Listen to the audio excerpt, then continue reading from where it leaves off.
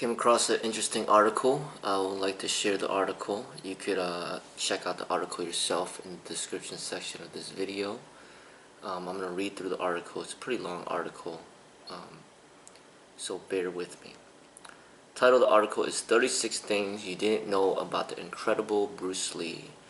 It has been 43 years since we have lost one of the fittest and fastest humans alive. Bruce Lee was a legend, and no other martial artist could ever compare to him. His own dedication to the sport was admirable and really paid off considering he was dominant in any match. He was, however, more than just a fighter. He was a loving father, husband, an actor, philosopher, and overall a down-to-earth kind of guy. There are a lot of things, though, that you might not know about him and certainly can't learn just by watching his movies. The only thing that I would criticize about what he said was his dedication to the sport. Martial art is not a sport, in my eyes. His dedication to the martial arts, he should have said, was admirable and really paid off considering he was dominant in any match. And then he says he was, however, more than just a fighter. He was more than just a fighter, definitely. He was a martial artist. Okay, so let's begin this slideshow. Number 1, Bruce Lee had lightning fast skills. We know that the martial artist was talented, but some of his skills were just unbelievable. Bruce Lee was known for his lightning fast moves that basically made him a ninja. He could catch a grain of rice mid-air with a pair of chopsticks. I can't even pick up a dumpling without dropping it. He could also replace a dime with a penny in your hand before you close your fist. In a fight in 1962, Lee knocked out his opponent in an incredible 11 seconds with 15 punches and a kick. Alright, so my comment in that is replacing a dime with a penny in your hand. There's a lot of magicians that can do stuff like that. I think it's not just all about speed, but there's just something. It's like magic, there's certain trick. It's like a trick. It's not just all speed, but there's certain tricks that magicians could do that I think he was just doing that at that moment. Next. Number 2, he had his armpit sweat glands removed. Bruce Lee didn't like sweating, especially on camera, so he did something to prevent it. Back in 1972, he had a surgery to actually remove the sweat glands from his armpit because apparently he wanted to improve his aesthetics. Well, I guess this is why we don't see him sweating after all those kick-ass fights. This is not good. It froze on me.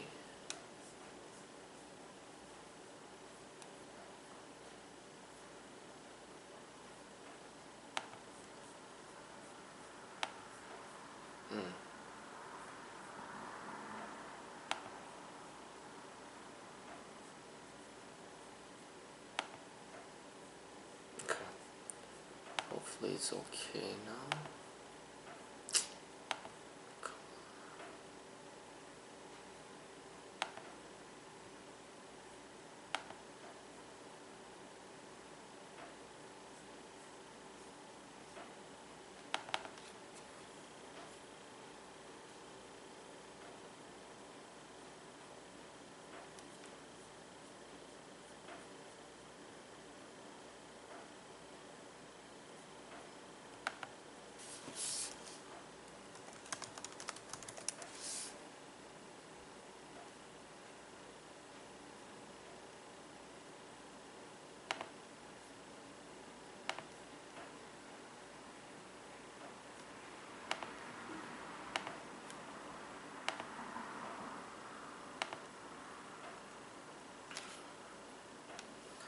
Technical difficulties, but we are back now.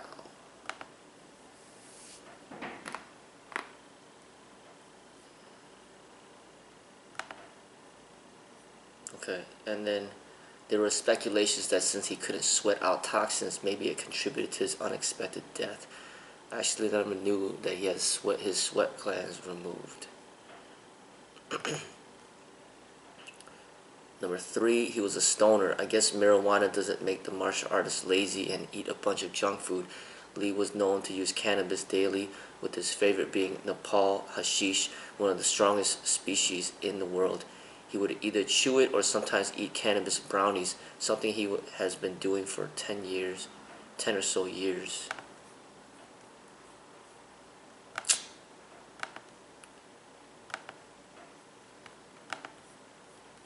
It's freezing again.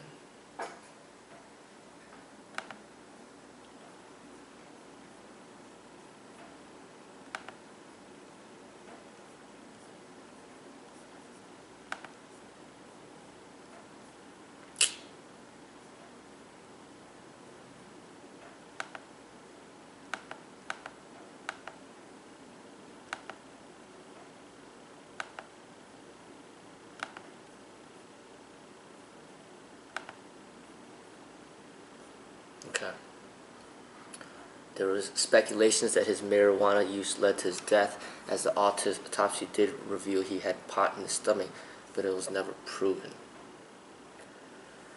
I read that in some of his books. I didn't know, I never read anywhere that he did it for 10 years.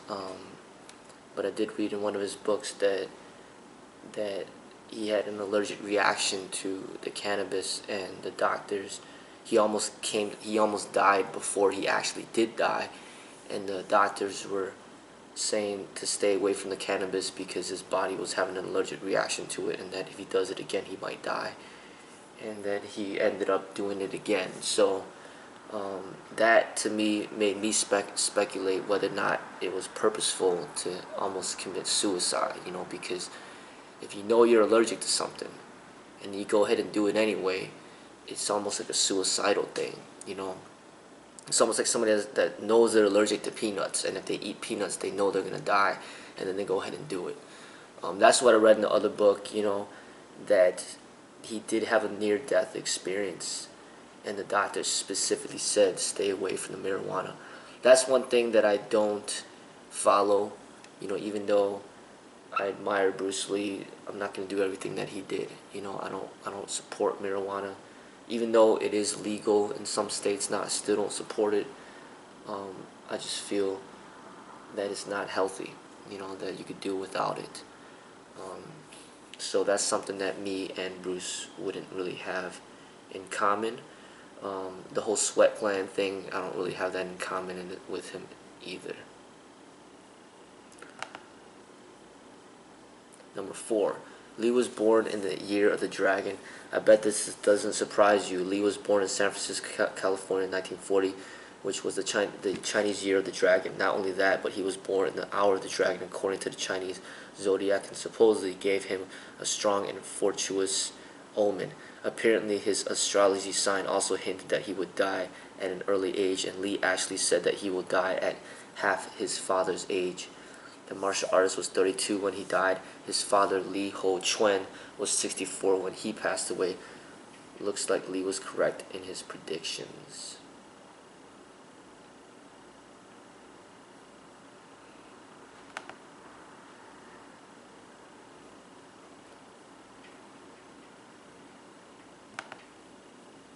Number 5, Lee's mom nicknamed for him was Little Phoenix.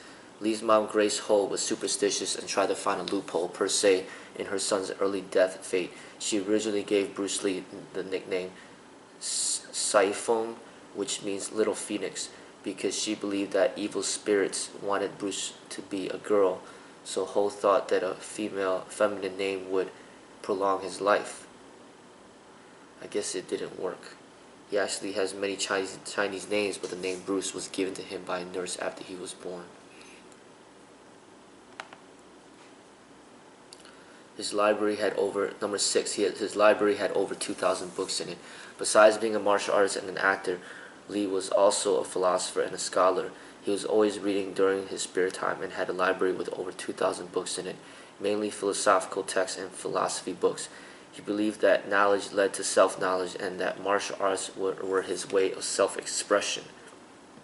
Not only that, but Lee also majored in philosophy at the University of Washington. Number 7, Lee kicked a man so hard a bystander's arm was broken. We knew Lee's kick was powerful, but not that powerful. During a training session, the martial artist was told to do a side kick by Bob Wall. Lee hesitated, but Wall kept saying things like, go for it, I'm a professional. So he got what he asked for. He ended up getting kicked so hard that it launched him across the room into a bystander. While Wall was okay, the bystander ended up breaking their arm from the impact.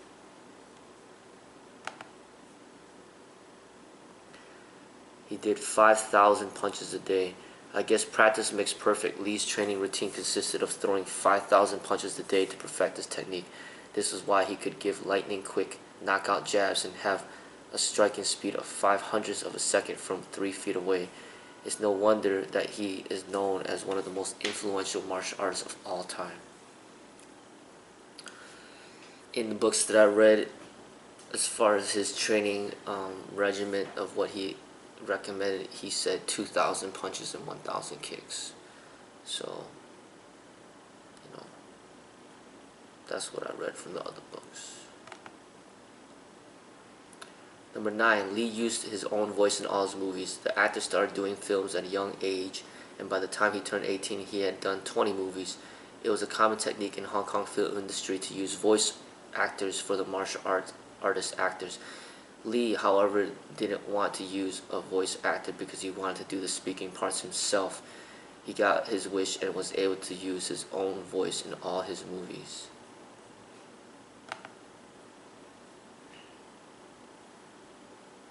Number 10, he had some German in his blood. Despite popular beliefs, Bruce Lee is not 100% Chinese. While his father was Han Chinese, his mother was half Chinese and half Caucasian descent because her father was 100% German. This means that Lee has some German in his blood, but it didn't really matter to him. It did, though, matter to Kung Fu schools in the 1950s, and the young Lee was often rejected by them because he didn't have purebred Chinese status. Number 11, Lee's eyes weren't very good. Now this is surprising considering he is known to be lightning quick and accurate with his moves. The martial artist actually had poor eyesight, but it led him to have a keen interest in Wing Chun, which relied more on touch rather than sight. Lee started studying Wing Chun when he was 16 years old under the teacher Yip Man, who went on to personally train him.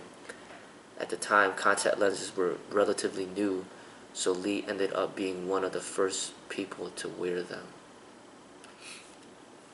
I don't know if this is conflicting information, but I thought he started martial arts at the age of 13, but I may be wrong. But if it is the age of 16, that's pretty interesting because that's exactly when I started training formally in the martial arts as well.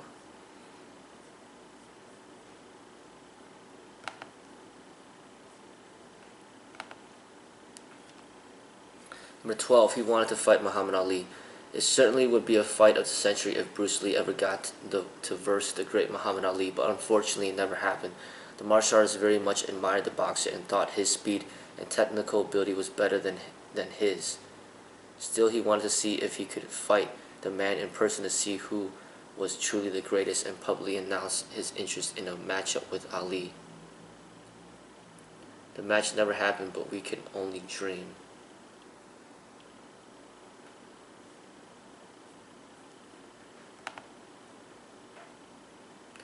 Lots of people tried to fight him but lost. Considering Lee was considered the fittest man alive and the greatest martial artist, lots of people wanted to challenge him.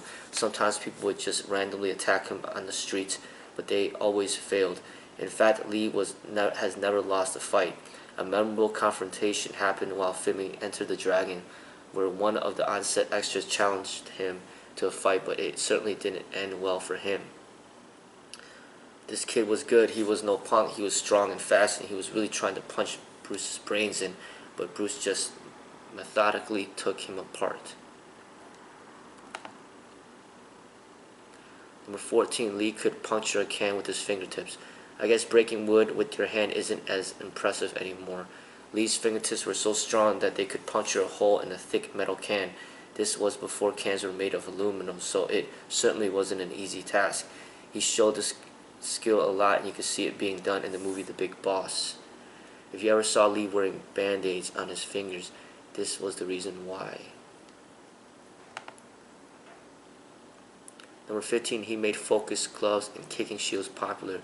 If you ever use focus gloves and kicking shields while training, you have Bruce Lee to thank. He used focus gloves as part of his training and was an advocate about their effectiveness. He also liked to utilize football shields for kicking training, but people that it was a bad idea at first. Yet after Lee started doing exercise with it, it soon became an integral part of Junfan Kung Fu Jeet Kune Do training center. Now focus gloves and kicking shields are part of almost every martial artist training center.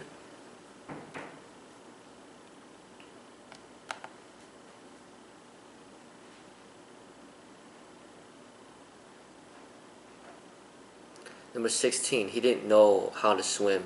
Bruce Lee seemed like he could conquer everything, but there were some things he could never master. One of the things was swimming. He had a fear of water, hence why he never learned how to swim or even tried. He also never had the opportunity to learn how to ride a bike. If you want to learn how to swim, jump into the water. On dry land, no frame of mind is ever going to help you, said the martial artist. I know he didn't know how to swim, but I didn't ever hear of him not knowing how to ride a bike. But this just kind of shows the human side of Bruce Lee, that he is not a perfect person. And when you see the human side of him, it just shows you that, hey, try not to idolize, try not to worship, but see that he was human. Be inspired to be the best you that you could be, and that it is possible to be better than Bruce Lee himself in certain aspects of your development, and to not put him in a godlike status. That he is a human being, you are a human being, and have faith and trust in yourself, in your abilities, and your talent, and your skill, and just be the best that you can be.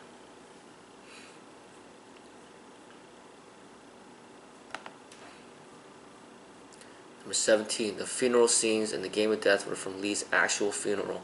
The Game of Death was an incomplete film made in 1972 directed by and starring Bruce Lee.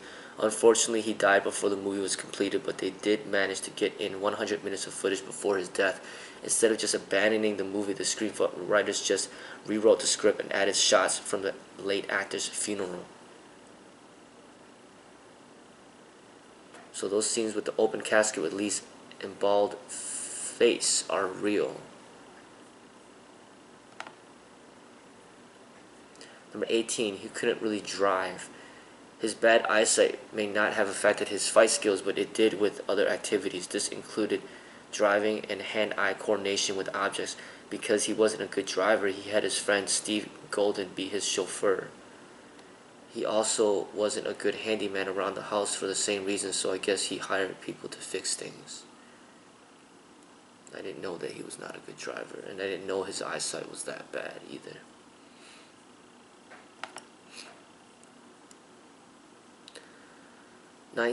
Lee's son Brandon died 2 months before the release of his father's biopic. When Lee died in 1973, he left behind a wife and 2 young children. His son Brandon Bruce Lee followed in his father's footsteps, becoming an accomplished actor and martial artist. His father's biopic, Dragon: The Bruce Lee Story, 1993, ended up being dedicated to Brandon after he died 2 months before the release. He was accidentally shot in the set of The Crow. Brandon was buried next to his father in Lakeview Cemetery, Seattle.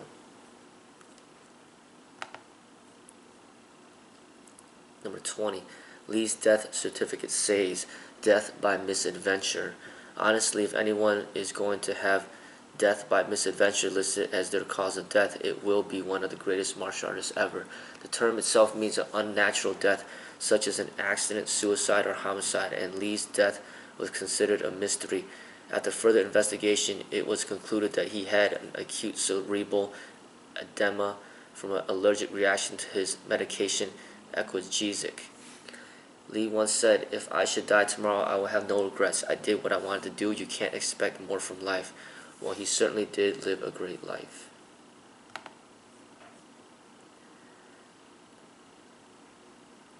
Number 21, there was a scene in The Big Boss where Lee cuts open someone's head with a saw. This deleted scene in The Big Boss is widely known and unfortunate that it wasn't allowed to make the final cut. When Bruce Lee's character fights his way out of the ice factory, we see him attacking the camera with the saw, but we don't actually see it follow through. The studio thought it was too violent for a Hong Kong audience to see someone's head being cut open with the saw. We aren't afraid of this kind of violence in movies and TV anymore. I didn't really remember that scene, but if that scene did make the cut, I think it'd be one of the only scenes that he would ever attack somebody with a sharp object, because I don't remember really Bruce Lee using any knives or swords, but people would use knives and swords against him. There's a few scenes in one of his movies where he was throwing some darts at people, but he doesn't really use sharp objects in his movies that often.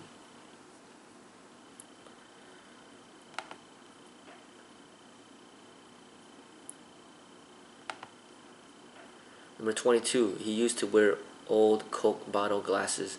So we know now that Lee couldn't see very well, but he certainly could afford some nice glasses. While he did use contact lenses, he would sometimes wear his old glasses. These were the Coke bottle glasses he used to wear back in the day, but still used them to remind him of his poor past. I guess Lee didn't let his fame and fortune get to his head.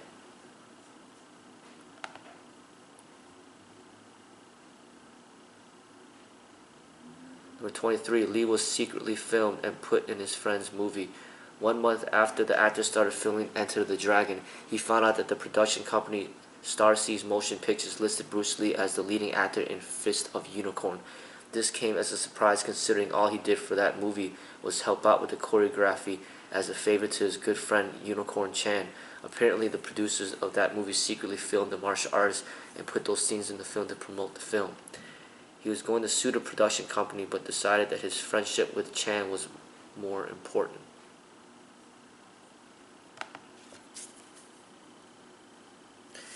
Number 24, in Hong Kong, he was a champion cha-cha dancer. Martial arts wasn't Lee's only talent. He can also dance, but not just any old dance. In high school in Hong Kong, he was a champion cha-cha dancer. I guess cha-cha dancing competitions were big in Hong Kong. I bet that he cha-cha'd real smooth. Number 25, he liked training to the Mission Impossible theme song. What better song to train to than the Mission Impossible theme song? By the way, I'm not talking about the Tom Cruise movies. Lee liked listening to the theme song from the TV series Mission Impossible 1966-1973 while doing his workouts. Training with the music is actually very common in martial arts because it teaches you to develop a less predictable rhythm when fighting. I guess none of his opponents figured out he was singing that theme song in his head while fighting them. 26. He never formally studied karate. I guess Lee really was natural. He never actually formally studied the art of karate because he was always so focused on other martial arts. Yet, despite this, Lee was still able to form all the karate movements with great accuracy. He was able to learn by just mimicking the details and movements. He also did very well in the Long Beach International Karate Champions without having a certified belt.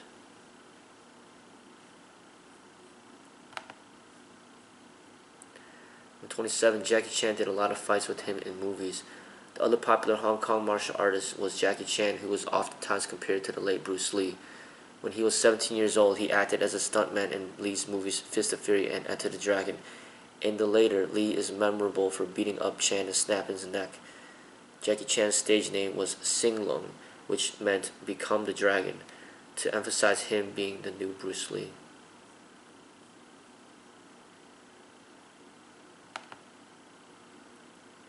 Number 28, Lee inspired video game characters. Now this shouldn't be shocking considering he would make a cool character to play in video games. In fact, Lee inspired a lot of video games to make a character modeled after him. You can see him in Liu Kang from Mortal Kombat, Law from Tekken, and Fei Long from Street Fighter 2. In 2014, his character was featured in EA Sports UFC. Number 29, he wrote a movie called The Little Flute, but he never saw it made. Besides acting, Lee was into directing and producing. In 1969, he wrote a script for a movie titled The Little Flute with the Hollywood scriptwriter Sterling Stilfant, and actor James Coburn, both of which were his martial arts students. All three of them even went to India to scout locations for their movie, but in the end it was never made. In 1978, though, it was produced with David Carradine as the main character and renamed Circle of Iron. The producer Paul Malansky said in 2010 that he was thinking about making a movie based on the original script.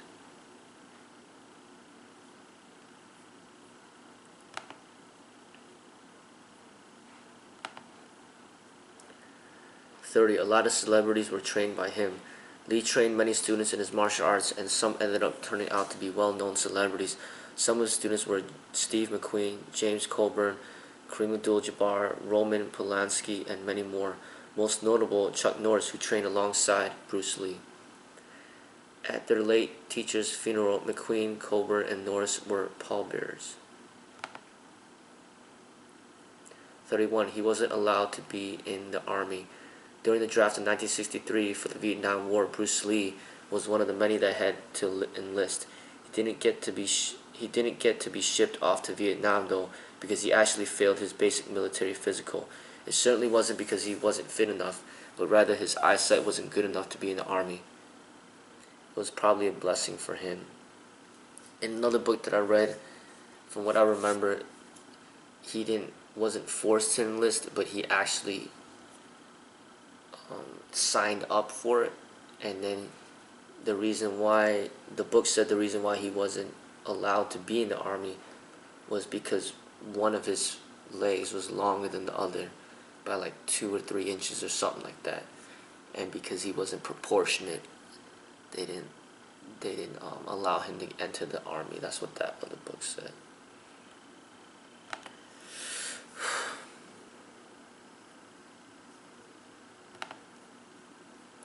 32. There's a subgenre named after him. Bruce Lee was so famous in movies that so many people wanted to imitate him. In fact, imitating the martial arts was so popular that those movies got their own subgenre called Bruceploitation. There are hundreds of Bruceploitation films where filmmakers tried to create their own Bruce Lee escape film. Of course, those movies could never replace the great Bruce Lee, no matter how hard they tried. Number 33, he liked drawing and writing poetry. Reading wasn't the only thing he liked to do in his spare time. Here is a little known fact. Lee was quite the sketch artist. He liked to draw things like the one below in a notebook. He also liked to write poetry, most of which reflected his emotions and life events. His poetry was even integrated into his martial arts book, Dao Jeet Kune Do. His wife said Lee's poems are, by American standards, rather dark, reflecting the deeper, less exposed recesses of the human psyche. Number 34, he used to carry a gun. You would think someone like Bruce Lee wouldn't need to fear for his safety walking down the street, but he actually did. Lots of people tried to take on the famed martial arts to prove themselves. This is why Lee resorted to carrying a .367 Magnum to defend himself further. He never actually had to use it, which is good because apparently he was a poor shooter. So I've heard this before. Not in any book, but somebody told me this directly, one of his fans, that he used to carry a gun, and this right here is kind of, kind of reiterating that, and I think that's an important thing to see, that he was about the real survival, real self-defense, and he wasn't opposed to using guns to protect yourself from danger, and that is the real method out there, even back in that time, and even to a greater extent today.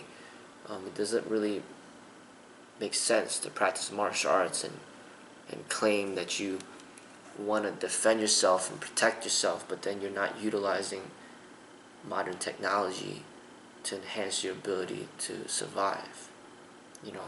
So I think people that are inspired by Bruce Lee should not turn away from the firearms, but actually integrate that training into what they do, so then they are well-rounded and basically trained for reality opposed to sport.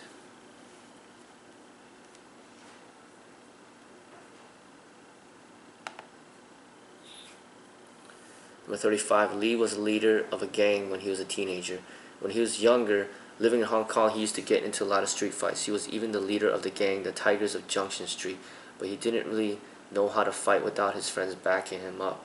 After Lee was in one too many street fights, his father decided it was time for his son to learn martial arts. When Lee, though, got into a fight with the triad boss in Hong Kong, his parents decided it was time to make the move back to the United States. Number 36, unseen footage from Bruce's movies still exists. As an actor, he was in a lot of movies, both in the US and in Hong Kong. Like any typical movie, there are a lot of scenes that aren't included in the final cut, but a lot of Lee's deleted scenes were never shown to the public. In fact, there are a lot of unseen footage, even 43 years after his death. This includes 20 minutes of Way of the Dragon unseen footage and even a BBC interview with on the set of Enter the Dragon. Are you a Bruce Lee fan? Share your thoughts in the comments. And that's it. I think that was a good article, and I hope you enjoyed it. You can check out the article yourself.